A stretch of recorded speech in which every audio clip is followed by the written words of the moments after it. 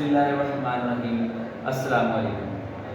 आज की इस वीडियो में हम class 10 unit number 5 sets and function उसकी एक्सरसाइज 5.5 क्वेश्चन नंबर 5 करेंगे। क्वेश्चन नंबर 5 बहुत इंपॉर्टेंट क्वेश्चन है। ये अक्सर बोर्ड के पेपर्स में जो पास पेपर देखेंगे उसमें ये क्वेश्चन आया हुआ है, तो इसलिए आपने इसकी अच्छी प्रैक्टिस करनी है। तो क्वेश्चन नंबर 5 में ये उसने हमें दो सेट दिए हुए हैं सेट बिल्डर नोटेशन में। आपने इन सेट को टेबुलर फॉर्म में लेके आना है और फिर आपने empirical relation L cross M बनाना है, ठीक है। और उसके बाद वो निकालने का वो कह रहा है कि ए ऐसे भी 4 रिलेशन निकालें और फिर आपने उनके स्प्लिमेन और रेट को फाइंड करना है। तो काफ़ी कुछ ये इस क्वेश्चन हमने करना है, तो इसको आप सही से वीडियो पूरी देखें और अगर कोई मसला है तो आप कमेंट सेक्शन में साथ साथ पूछ लिया करें। क्वेश्चन स्टार्ट करते हैं। क्वेश्चन स्टार्ट में लिखा हुआ है if L is equal to X such that X belongs to N. ऐसे नेचुरल नंबर का सेट लेना है जिसमें x 5 या 5 से छोटे हो।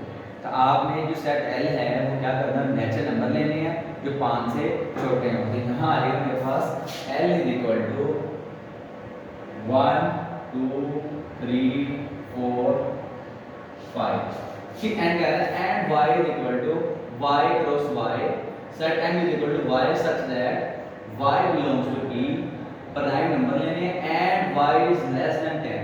10 से छोटे 10 से छोटे जो प्राइम नंबर है उनका जो सेट है वो सेट m कहलाएगा। तो हम ये लेना है, यहाँ लिखेंगे m is equal to prime number 2 से स्टार्ट होते हैं 2 3 5 एंड 7। ठीक है, मेरे पास दोनों सेट आ गए हैं। अब आपने क्या करना है, make relation from L to M।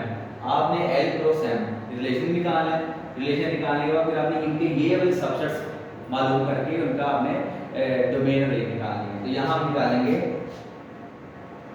L cross M। L मेरे पास है 1 2 3 4 5 क्रॉस M आ जाएगा 2 3 5 7। पहले आप लिखिए L क्रॉस M निकालो। तो L क्रॉस M में देखिए 1 तो सबसे करवाओ, ये थोड़ा लेंथी है, यहाँ देखो 1 2 1 3 1 5 1 7। ठीक है, अब बारी आ जाएगी 2 की। तो 2 को सबसे करवाएंगे, यहाँ जाएगा 2 2 2 3 2 5 2 7। ठीक है, अब फिर 3 की बारी आ जाएगी। 3 को सबसे करवाना है, यहाँ जाएगा 3 2 3 3 3 5 3 7। अब बारी 4 की आ जाएगी। 4 को सबसे करवाएंगे, यहाँ से आ जाएगा 4 2 4 3 4 5 4 7। अब 4 को बारी 5 की आ जाएगी, तो यहाँ लिखेंगे 5 2 5 3 5 5 एंड 5 7। तो ये आपसे पहले L क्रॉस M निकालना है। अब यहाँ तक क्वेश्चन स्टार्ट हो गया है, तो इस क्वेश्चन की बेस भी कहते हैं, क्योंकि जो सारे बाकी सारे फंक्शंस ये वाले निकले R1 आने हैं, रिलेशन आने हैं, वो इनको इन्हीं में से कोई ना कोई आएंगे। तो ये क्वेश्चन की बेस है। अब बारी आ जाएगी कि उसने डिमांड की कि 4 रिलेशन कैसे कैसे नहीं आने हैं। सबसे पहले वो कह रहा है R1 फर्स्ट रिलेशन, ऐसा रिलेशन फाइंड करें जिसमें x y मतलब ऐसे ऑर्डर पे हो सच that y less than x, जिसमें y की वैल्यू x से छोटी हो। बेटा ये ऑर्डर पे लिखे हुए हैं, इस ऑर्डर पे जो फर्स्ट एलिमेंट वो x को रिप्रेजेंट कर रहा है और जो ऑर्डर पे का सेकंड एलिमेंट वो y को रिप्रेजेंट कर रहा है।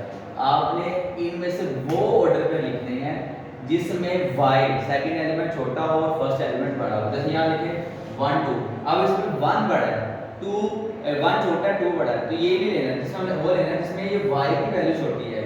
फॉर एग्जांपल अगर मैं यहाँ आ जाऊँ 3 2 पे, ये 3 2 पे देखें तो यहाँ x 3 है, x बड़ा है, 2 y की वैल्यू है तो y छोटा, तो यहाँ आ जाएगा 3 2। पहला यहाँ लिखेंगे R1 इज इक्वल टू 3 2। एक ऑर्डर पे ये बना देगा, उसके बाद फिर ये भी देगा, फिर आ जाएगा 4 2 4 2, फिर आ जाएगी बारी 4 3 की। ठीक है, उसके बाद 4 5 ये भी नहीं आएगा, ये भी नहीं आएगा। फिर आ जाएगी ये वाले, यहाँ हम लिखेंगे 5 2 5 3। अब ये देखिए बात 5 5 5 से हमारे तो ये नहीं आएंगे, ये मेरे पास R2 आ गए, R1 के हमारे पास ये सारे रिलेशन सबसेट आ गए, पूरे सेट बन चुके हैं। अब हमने क्या करना है, इस सेट जो ये रिलेशन आया है, जो इसका सबसेट है, इस रिलेशन के हमें डोमेन और रेंज भी मालूम करनी है। यहाँ हम लिखेंगे डोमेन ऑफ R1।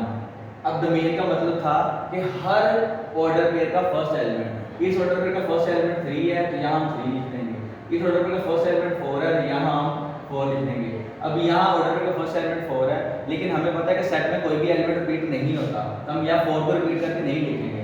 अब यहाँ इस ऑर्डर पेयर का फर्स्ट एलिमेंट 5 है तो यहाँ हम यहाँ 5 लिखेंगे। अब इस ऑर्डर पेयर का फर्स्ट एलिमेंट भी 5 है तो हम यहाँ 5 को नहीं लिखेंगे, क्योंकि 5 लिखने से सेट रिपीट होगा, तो सेट की जो कंडीशन है वो फुलफिल नहीं होगी, सेट नहीं कराएगा। ये मेरे पास R1 की डोमेन आ गई है। अगर यहाँ निकालना है रेंज ऑफ R1, अब R1 की जब रेंज निकालेंगे तो हर ऑर्डर पेयर का जो सेकंड एलिमेंट, जैसे यहाँ इस ऑर्डर पेयर का सेकंड एलिमेंट वो 2 है तो रेंज में 2 आ जाएगा, इसका सेकंड एलिमेंट 2 है, ये भी हमने ऑलरेडी लिख चुके हैं, सेट में कोई एलिमेंट रिपीट नहीं करना। यहाँ आ जाएगा मेरे पास 3, अब यहाँ 2 और यहाँ भी 3 तो हम ऑलरेडी लिख चुके हैं, तो इसका मतलब है मेरी रेंज सिर्फ यही आ रही है। ठीक है, तो ये मेरे पास R1 कंप्लीट हो चुका है। अब बात आती है R2 पे। अब वो R2 में डिमांड कर रहा है x y, ऐसा ऑर्डर पेयर निकालो जिसमें y is equal to x, y और x दोनों इक्वल आए। हम यहाँ लिखेंगे R2 इज इक्वल टू, अब इसमें से कहाँ कहाँ y और x इक्वल है, फॉर एग्जांपल जैसे ये लिखा होगा 2 2, तो मेरा पहला ऑर्डर पेयर आ जाएगा 2 2, उसके बाद 3 3, तो दूसरा आ जाएगा 3 3, उसके बाद और भी है ये, यहाँ दो भी ये 5 5 आ रहा है, यहाँ हम लिख देंगे 5 5। ठीक है, तो ये ऐसे मेरे पास R2 एक रिलेशन बन चुके हैं। अब मैंने इस रिलेशन की क्या करनी है, मैंने डोमेन और रेंज निकालनी है, यहाँ लिखेंगे डोमेन ऑफ R2। डोमेन का मतलब हर ऑर्डर पेयर का जो फर्स्ट एलिमेंट है, यहाँ इसका फर्स्ट एलिमेंट 2 है, यहाँ 3 है और इधर 5 है। इस बार इसका रेंज निकालेंगे तो रेंज आ जाएगी मेरे पास range of R2 is equal to, इसका सेकंड एलिमेंट 2 है, इस ऑर्डर पेयर का सेकंड एलिमेंट 3 है, इस ऑर्डर पेयर का सेकंड एलिमेंट 5 है, तो इस वजह से ये रेंज आ जाएगी। ठीक है, अब बारी आ जाएगी R3 रिलेशन 3 की। अब कह रहा है कि ऐसे ऑर्डर पेयर चुनो जिसमें हम x और y दोनों को प्लस करवाएं तो मेरा आंसर 6 आएगा। ठीक है, तो यहाँ हम लिखेंगे R3 इज इक्वल टू, अब इनमें से कौन कौन सा ऑर्डर पेयर ऐसे जिसको प्लस करवाने से हमारा आंसर 6 आएगा। फॉर एग्जांपल ये लिखा होगा 1 5, अब मैं 1 + 5 करूँ तो इसका आंसर 6 आएगा, मैं यहाँ लिख दूंगा 1 5। उसके बाद और कौन सा आएगा, ये 2 3 भी लेना, 2 5 भी नहीं आ जाएगा, ये 5 है, अब ये 3 3 3 + 3 6 होता है, हम यहाँ लिख देंगे 3 3, और हमारे पास ये 4 2 वाला आ जाएगा, हम यहाँ लिख देंगे 4 2। उसके बाद हमारे पास 4 3 है, 4 5 अप टू 7, ये सारी वैल्यू 2 है, 6 नहीं बन रहा, हमारा यहाँ ये R3 कंप्लीट हो जाएगा। अब हमें इसकी डोमेन और रेंज फाइंड करनी है, यहाँ से आ जाएगा domain of R3 is equal to, अब इसमें फर्स्ट एलिमेंट 1 है, इसमें सेकंड फर्स्ट एलिमेंट 3 है और इसमें फर्स्ट एलिमेंट 4 है, तो इसकी डोमेन यही आ जाएगी। अगर मैंने इसकी रेंज निकालनी है तो यहाँ से आ जाएगा रेंज, इसका सेकंड एलिमेंट 5 है, इसका सेकंड एलिमेंट 3 है, इसका सेकंड एलिमेंट 2 है, तो ये ऐसे इसकी रेंज भी आ जाएगी। अब बात करेंगे रिलेशन 4 की।